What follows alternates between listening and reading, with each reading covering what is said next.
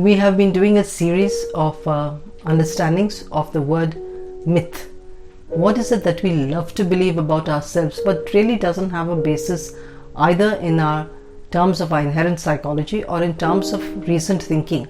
And so today we are going to look at something that we would love to believe, that all human beings are basically good. Given a choice and a chance, we will do the good and the right. Now, if that were true, don't you think that the history of our world would have been very, very different if all of us, given the chance and the opportunity, would do that which is right and good? But surely history doesn't bear that out. Where does this idea come from? If you go to Western philosophy, talking from the time of Socrates and Plato, there was this belief that given opportunity and education, that people would slowly graduate to do that which is good and right always. In the 16th century, you have a philosopher by the name of Hobbes, who then articulates this understanding and says, yes, man is basically good. However, when we turn to human psychology, we are forced to come to the conclusion that yes, man can do good, but man can do an enormous amount of evil also. So there are both things in us. And that makes such a lot of sense to the biblical understanding of man ate of the fruit of the tree of the knowledge of good and evil. So we can do both. Do we choose to do good? Given the fact that all of us are self-centered and selfish, we would definitely do the good for ourselves. It may not be so good for anybody else or even for society at large. So, basically good.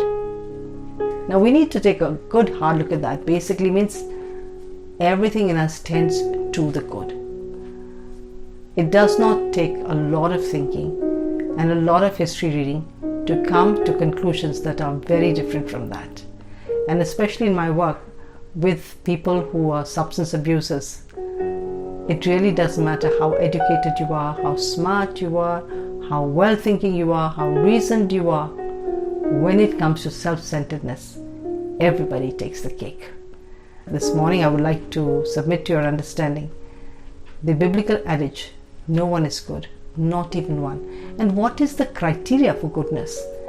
And the Bible is very explicit about it. No one is good but God.